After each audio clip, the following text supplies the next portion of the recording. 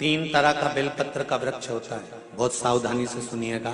नवग्रह शिव महापुराण कथा हैदराबाद को। एक बेलपत्री का वृक्ष आप खड़े होना आपके घुटने तक होगा।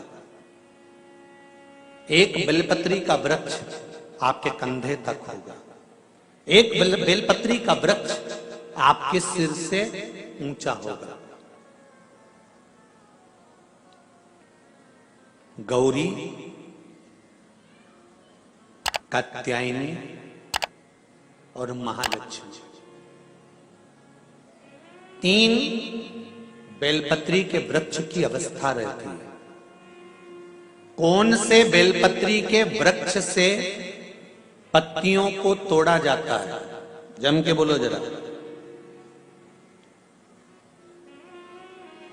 कौन से बेलपत्री के वृक्ष से पत्तियों को लिया जाता है?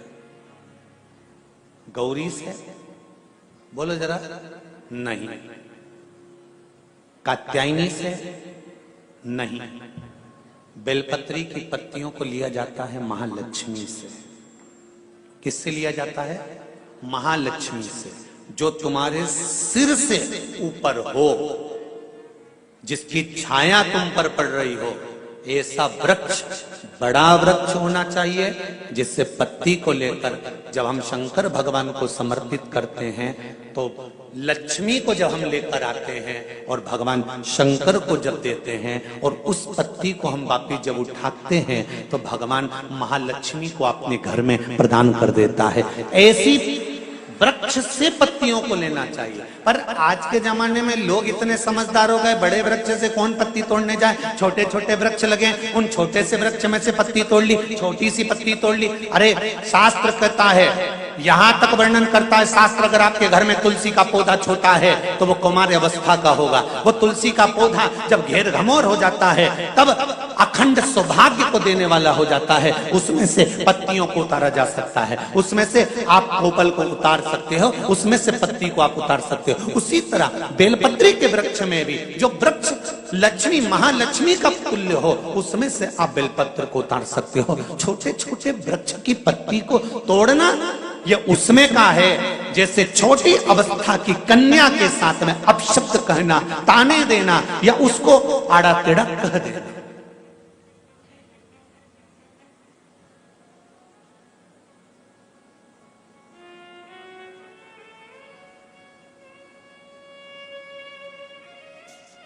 मेरे चैनल सत्य नवरात्र में कन्याओं का भोजन कराती हो कि सौभाग्यवती माताओं का भोजन कराती हो? जल्दी बोलो। कन्याओं का। तो सौभाग्यवती को कराने में क्या दिक्कत है? नवरात्रे में सौभाग्यवती को भोजन कराने में क्या दिक्कत है?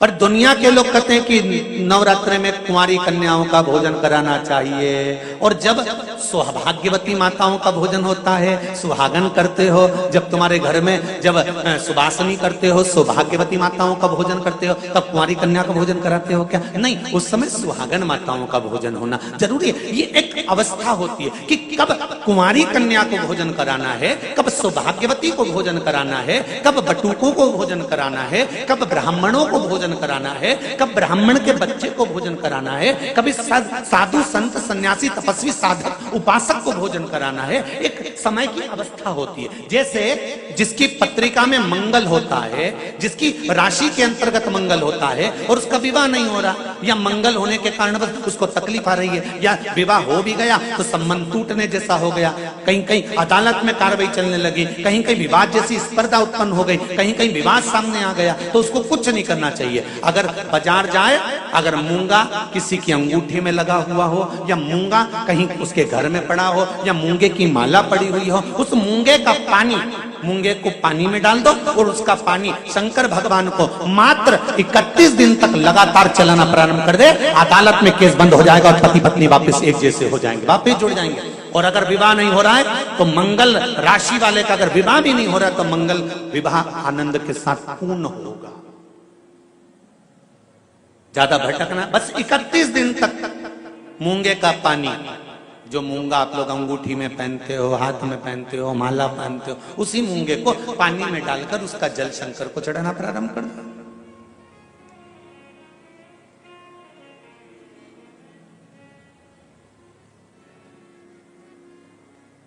मूंगे के शिवलिंग का निर्माण किस देवता ने करा था? लिंग पुराण में आता है, शिव महापुराण में भी है। अगर आपके घर में गीता प्रेस गोरखपुर की शिव महापुराण की कथा हो तो उसमें भी पढ़िएगा कि किस किस देवता ने कौन कौन सा शिवलिंग का निर्माण किया है। मूंगे के शिवलिंग का निर्माण सर्पों ने करा था।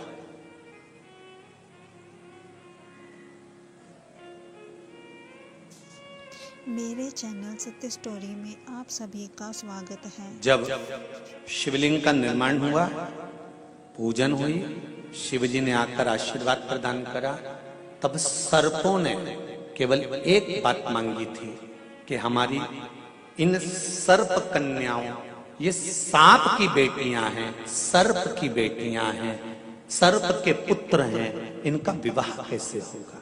कौन होगा जो इनसे विवाह करेगा? इन सर्प कन्याओं का, इन सर्प वरों का विवाह होगा कैसे? शंकर भगवान ने कहा तुम चिंता मत करो, तुमने मूंगे का शिवलिंग का निर्माण कर कर मेरी पूजन करी है।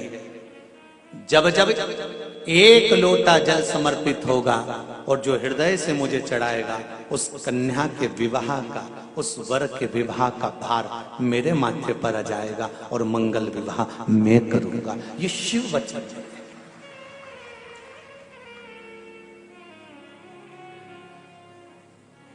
एक बहुत सुंदर सा प्रसंग है, जरा ध्यान दीजिएगा।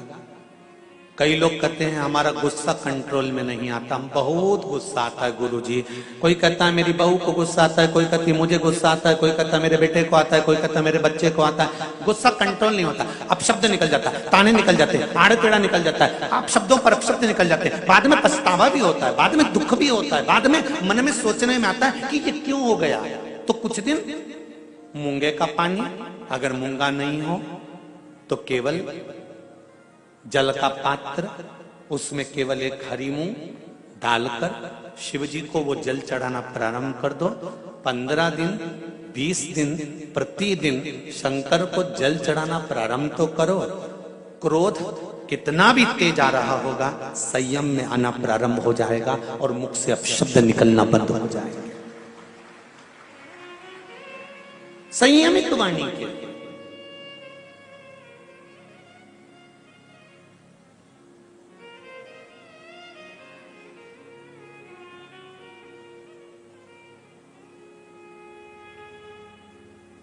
केवल शंकर भगवान की आराधना किस रूप में करना है, कैसे करना है, किस तरह से करना है, शंकर भगवान की पूजन किस रूप में करना है, किस तरह से करना है, हमको शिव महापुराण के माध्यम से ये सीखना है। क्यों? क्योंकि हम बहुत सी गलतियां करते हैं साहब। जरा जरा सी बात में अदालत में केस पहुंच जाता है, जरा जरा सी बात में पति पत्नी अलग हो जाते हैं, जरा जरा सी बात में भाई भाई अलग हो जाते हैं। कारण क्या है?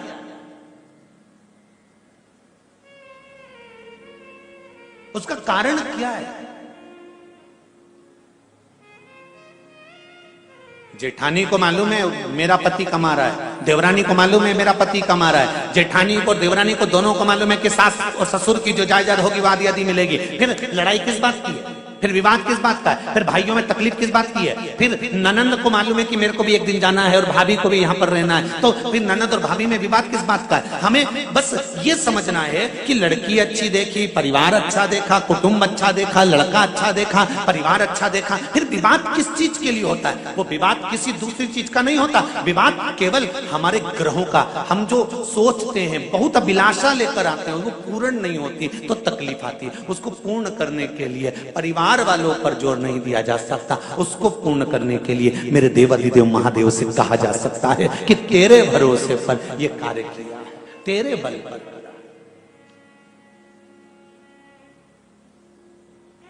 विदुरानी ने कहा भगवान कृष्ण से, ठाकुर एक बात आपसे पूछना है। भगवान कृष्ण ने पूछा, पारसम्भी काकी विदुरानी जी पूछिए, क्या पूछना है? विदुरानी कहती है मुझे केवल इतना सा पूछना है कि भगवान अपने भक्त से उसकी प्रिय चीज, उसकी प्रिय वस्तु क्यों छीन लेता है? भगवान कृष्ण कहते हैं पारसमणि, काकी जी, विदुरायन जी, जिस समय आपकी कोई चीज भगवान छुड़ा ले तब आपको नाचना चाहिए, खुश होना चाहिए। क्यों? पूरी दुनिया के सेठों को छोड़कर परमात्मा को तू ही ऐसा सेठ मिला जिससे कुछ लेकर परमात्मा गया है। पूरी दुनिया के सेठों को छोड़कर परमात्मा को केवल तू सेठ मिला, तेरे पास परमात्मा आया और तुझसे कुछ लेकर गया है। जब तुम्हारी कोई वस्तु तुम्हारे पास से चली जाए, कोई चीज तुम्हारे पास से चली जाए, तो उसमें दुख नहीं मनाना। परमात्मा ने दिया था, परमात्मा लेकर चले गया, उसमें तुम प्रसन्न होना कि वो देव अधिदेव महादेव ने दी थी और उसने वापिस ले ली है।